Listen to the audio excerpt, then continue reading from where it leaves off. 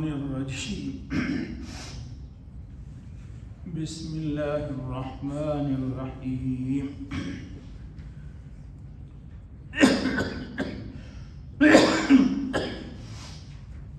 فیہا کتب قیمہ۔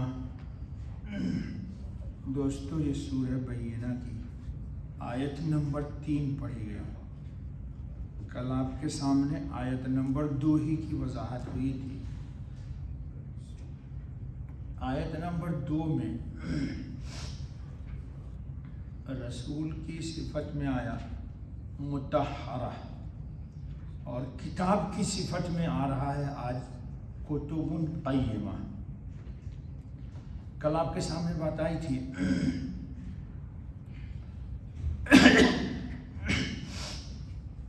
کہ قرآن کریم یہ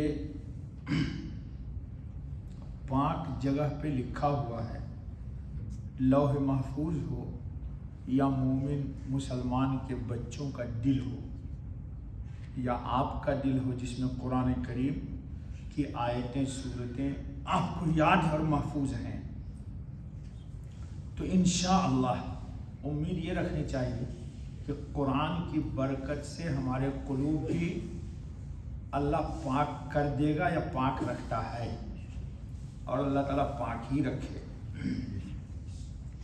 یہ جو آیا صحف مطہرہ، حضرت ابن عباس رضی اللہ تعالیٰ عنہ نے فرمایا کہ اس سے مراد یہ ہے کہ یہ جو صحیفے ہیں صحفم صحیفے، یہ تمام کے تمام صحیفے جو اللہ نے نازل کیے تھے قرآن کریم میں ہے صحف ابراہیم و موسیٰ، یہ تمام کے تمام صحیفے جھوٹ، شک، نفاق، گمراہی، ان تمام خرافات سے پاک ہیں۔ اور کل بتایا تھا کہ یہ پڑھنے والے کو، ایمان والے رکھنے والے کو اور اس پر عمل کرنے والے کے کو بھی پاک رکھتا ہے اور پاک کر دیتا ہے۔ اللہ قرآن کی برکت سے ہم سب کو پاک کر دے۔ یہ جو آیا فیہا کتب قیمہ، قیمہ کا مطلب یہ ہے کہ یہ صحیفے اور یہ قرآن کریم میں جو احکام ہیں یہ بالکل صراط مستقیم کی سمت آپ کو لے جاتے ہیں، ہے نا؟ ہم ہر نماز میں دعا مانگتے ہیں اہدنا الصراط المستقیم، جی قرآن کریم میں اس کی وضاحت ہے کہ صراط الذین انعمت علیہم کی وضاحت ہے انعم اللہ علیہم من النبیین والصدیقین والشہداء والصالحین، اللہ انہی راستوں پہ ہم سب کو گامزن کر دے۔ تو یہ جو قرآن کریم کے احکام ہیں یہ احکام صراط مستقیم کی رہنمائی کرتے ہیں، اور اس میں منصفانہ اور معتدل احکام ہیں۔ جی اس کے احکام پر عمل کرنے سے نہ تو کسی پہ ظلم ہوگا، نہ زیادتی ہوگی، اور انصاف ہوگا، اور یہ قانون اللہ کا مضبوط اور مستحکم بھی ہے۔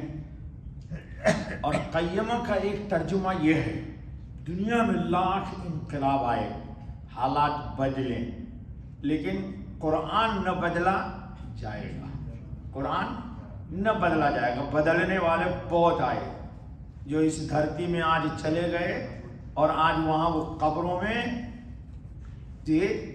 ان کو عذاب الہی نے دبایا ہوا ہے۔ انہوں نے قرآن کو مٹانے کی کوشش کی، اس کے احکام کو دبانے کی کوشش کی، خواہ اس کے لیے انہوں نے اپنی طاقت استعمال کیا ہو، قوت استعمال کیا ہو، منصب استعمال کیا ہو، مال استعمال کیا ہو، لیکن اللہ کا قانون جس طرح نازل ہوا تھا حضرت خاتم النبیین صلی اللہ علیہ وسلم پر، قرآن کریم میں محفوظ اور مضبوط ہے، اور اللہ تعالیٰ اس کے احکام کو قرآن کے قیامت تک قائم اور دائم رکھیں گے انشاءاللہ۔ اور عیسیٰ علیہ الصلوۃ تسلیم جب دنیا میں تشریف لائیں گے تو اپنی کتاب پر وہ عمل نہیں کریں گے، نہ تو اپنی کتاب پڑھیں گے جو اللہ نے ان کو عطا کی تھی، وہ قرآن کو پڑھیں گے نماز میں اور قرآن ہی کی تلاوت کریں گے اور قرآن کریم ہی کے احکام پر دنیا میں حکم نافذ کریں گے، اور عدل و انصاف کا ایک نظام دنیا میں قیامت سے پہلے قائم کر دیں گے، اس کے بعد قیامت آئے گی۔